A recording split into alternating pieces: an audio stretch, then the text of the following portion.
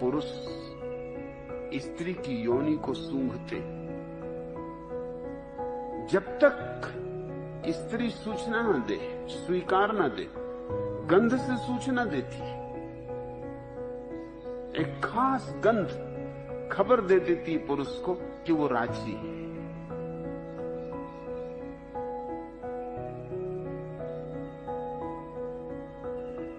लेकिन हमने तो बहुत तरह की गंधें ईजाद कर ली। हमने इतनी गंधें ईजाद कर ली हैं कि आज तय करना मुश्किल है कि कौन सी गंध किस व्यक्ति की सहज गंध। पुरुषों की स्त्रियां भी जब किसी पुरुष में उत्सुक होती हैं संभोग के लिए, तो उनकी योनि से वैसी ही गंध उठती जैसी गंध पशुओं की योनियों से उठती। लेकिन असंभव है उसे पहचानना। साबुने हैं, डिओडोरेंट हैं, परफ्यूम हैं, ये सब छिपाने के उपाय हैं। ये छिपाने के उपाय हैं ताकि पता न चल सके कि स्त्री हां भर रही। ये हमारी जालसाजियां हैं। ये जालसाजियां हमें करनी पड़ी क्योंकि ये हो सकता है कि तुम्हारे घर एक मेहमान आए और तुम्हारी पत्नी की योनि से गंध उठने लगे उस मेहमान के लिए, फिर तुम क्या करोगे?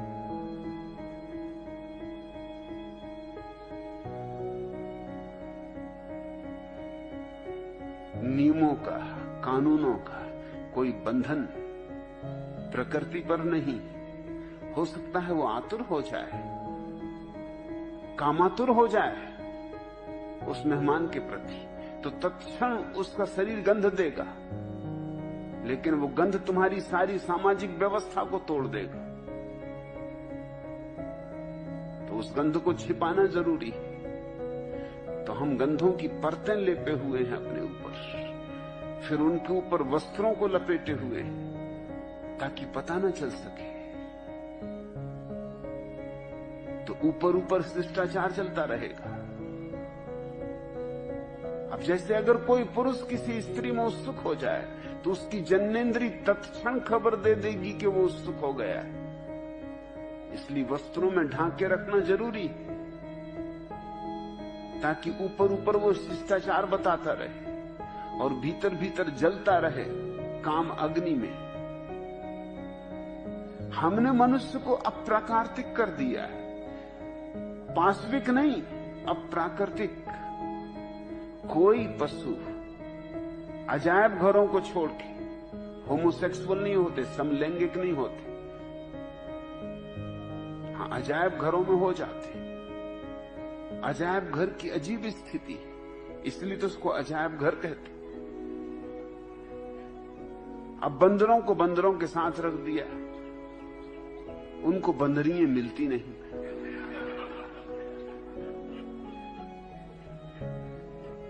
तो बंदर बंदरों पे हमला करने लगते। मजबूरी है, कोई उपाय नहीं। उनकी नैसर्गिक वृत्ति को कोई तृप्ति नहीं मिल रही, तो तृप्ति पाने के लिए कोई भी उपाय करेंगे। जो हम मनुष्यों के साथ करते हैं वही हम पशुओं के साथ करने लगे। लड़कों को हॉस्टल में रख दिया, लड़कियों से अलग कर दिया। 14 साल की लड़की मां बनने के योग्य हो गई। उसके शरीर की ग्रंथियां संभोग के लिए योग्य हो गई। 14 साल का युवक संभोग के योग्य हो गया। अब इन दोनों को हमने अजायब घरों में बंद कर दिया। लड़का रहेगा लड़कों के हॉस्टल में, लड़की रहेगी लड़कियों के हॉस्टल में, और बड़े सख्त पहरे हमने बिठा दिए कि लड़कियों के हॉस्टल में कोई लड़का प्रवेश नहीं कर सकता। करे भी प्रवेश तो रविवार के दिन में 10 से 12 बजे तक, और वो भी अध्यापिकाएं मौजूद रहेंगी उनकी मौजूदगी में कुछ बातचीत करनी हो तो कर लो, और सबूत देना पड़ेगा कि भाई हूं, पिता हूं, रिश्तेदार हूं। अब इसके दुष्परिणाम होंगे। इसके दुष्परिणाम ये होंगे कि लड़के लड़कों के साथ ही लैंगिक व्यवहार शुरू कर देंगे। कौन जिम्मेवार है इसके लिए?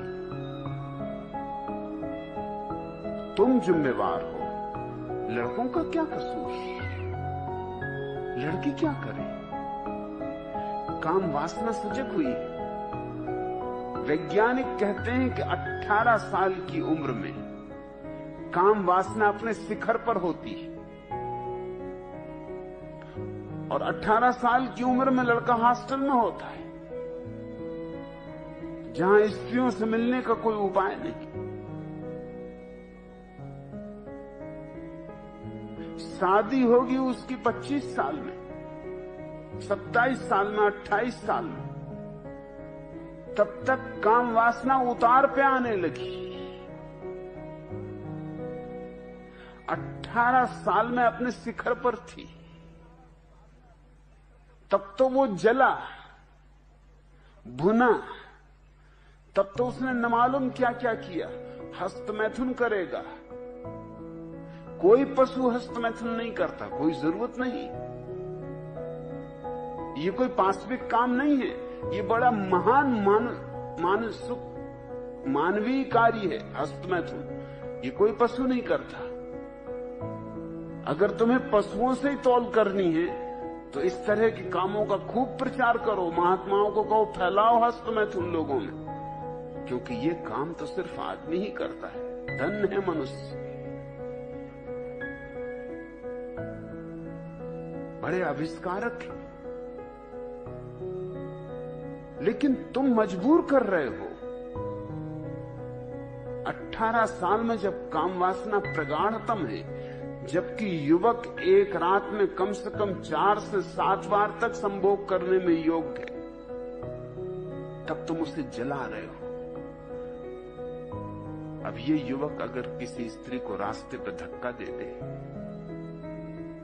किसी की साड़ी ही खींच दे, कंकड़ ही मार दे, तो इसको तुम पाशविक व्यवहार कहोगे? मैं कहता हूं ये तुम्हारा समाज मूड है जिसका ये परिणाम है। और फिर जब ये जलती हुई आग, और वासना आग है, और इस आग को रूपांतरित करने के लिए तुमने युवकों को क्या दिया है? तुमने कोई कला दी उन्हें? तुमने कोई ध्यान दिया उन्हें? तुमने कुछ योग दिया उन्हें कि वो इस अपनी कामाग्नि को परिवर्तित कर लें, रूपांतरित कर लें? वो तो कुछ नहीं दिया। हां, तख्तियां लटका दी हैं कि ब्रह्मचर्य ही श्रेष्ठ जीवन। तख्तियों से कुछ होता है? महात्मा गण आते हैं, वो कहते हैं ब्रह्मचर्य ही श्रेष्ठ जीवन। समझा रहे हैं महात्मा गण की ब्रह्मचर्य ही श्रेष्ठ जीवन। और महात्मा गणों के जीवन में भी कोई ब्रह्मचर्य नहीं। सबको उनका जीवन भी पता है। तुम्हारे ऋषि मुनियों के जीवन में कोई ब्रह्मचर्य नहीं था। छोड़ो ऋषि मुनियों के, तुम्हारे देवी देवताओं के जीवन में कोई ब्रह्मचर्य नहीं। और इन्हीं देवी देवताओं की पूजा चलती है। इनको तुम पाशविक नहीं कहते, यस, और आदमी को पाशविक कहते हो। तुम्हारे पुराण उठाते देखो, तुम्हारे धर्मशास्त्र जला डालने योग्य है, जिनकी तुम पूजा करते हो। अगर तुम्हें जड़ बदलनी है तो वहां जाना होगा। तुम्हारे सब देवी देवता भ्रष्ट। स्वर्ग में तुम्हारे देवता करते क्या हैं? नचा रहे हैं अप्सराओं को। उर्वशी नाच रही, मेनका नाच रही।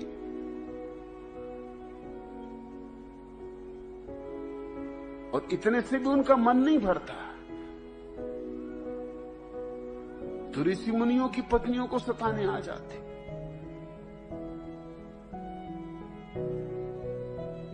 चंद्रमा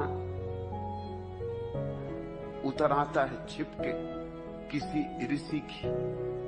बेचारे ऋषि गए हैं नहाने ब्रह्म मुहूर्त। तब मैं समझा कि क्यों ऋषियों को ब्रह्म मुहूर्त में नहाने भेजते। भेज दिया अंधेरे में नहाने उनको, तो देवी देवता आ गए।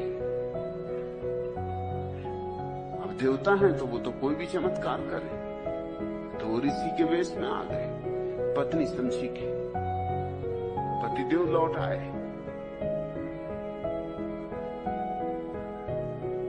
वो तो बाद में पता चला जब पतिदेव लौटे नहा धो, मगर तब तक सब मामला खत्म ही हो चुका है। चंद्रमा उनकी स्त्री की इज्जत लूट के चले गए। ये तुम्हारे देवी देवता हैं। तुम जरा अपने सारी देवी देवताओं की लिस्ट तो बनाओ और उनके नाम के आसपास उनके कृत्यों का उल्लेख तो करो। तुम चकित हो जाओगे। इनकी तुम पूजा कर रहे हो, सदियों से इनका गुणगान कर रहे हो। तुम्हारे वेद इनकी स्थितियों से भरे।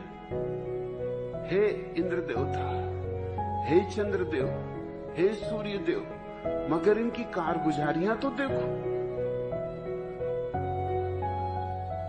और अगर साधारण आदमी यही काम करे कि ऋषि मुनि गए ब्रह्म मुहूर्त में स्नान करने को और वो उनकी स्त्रियों से मिलने पहुंच जाए, तो ये पाशविक व्यवहार कर रहा है। और तुम्हारे देवता दिव्य व्यवहार कर रहे थे। ये दोहरे मापदंड छोड़ने होंगे, ये बेईमानी छोड़नी होगी।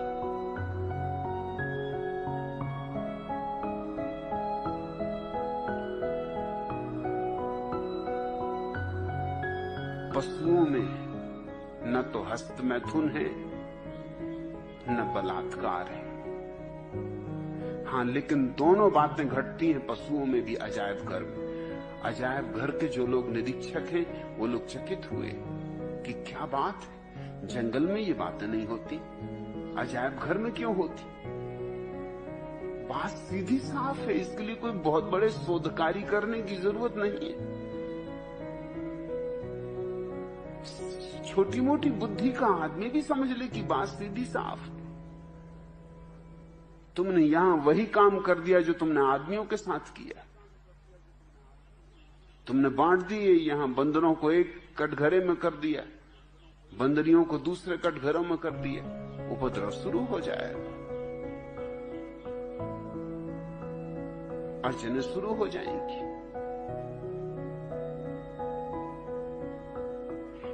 स्त्रियां भी हस्त मैथुन में पड़ जाती, मगर स्त्रियां पकड़ी नहीं जाती, उतनी आसानी से नहीं पकड़ी जा सकती जितनी आसानी से पुरुष पकड़े जा सकते।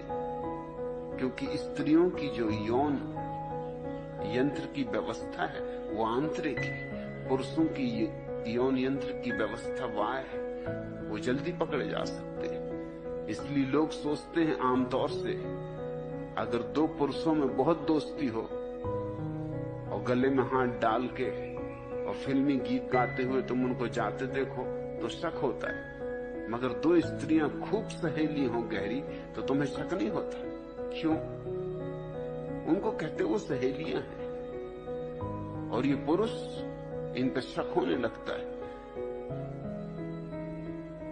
लेकिन जो इन पुरुषों में हो रहा है वही स्त्रियों में हो रहा है, कुछ फर्क नहीं।